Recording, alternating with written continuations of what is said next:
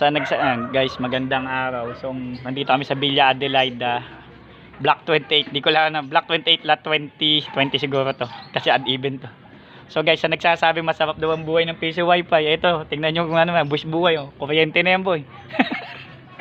So, sa mga nagsasabing easy money daw kami, tingnan nyo yung ginagawa namin, maawa kayo sa amin. So, madumi man, pero marangal. Pero syempre, guys, sakripisyo. So, maranasan yung mga kuryente.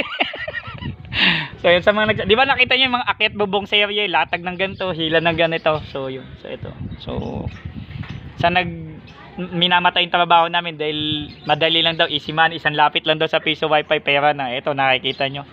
So, mahirap. So, lalo pag mainit, okay, tag-ulan, napakahirap, no?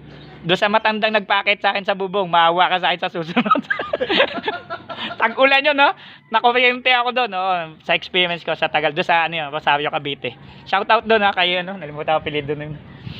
Konsyal pa naman yun. So, okay, wag na tayo maniya. Okay, maraming salamat po. PC Magawa mo. Don't forget to subscribe.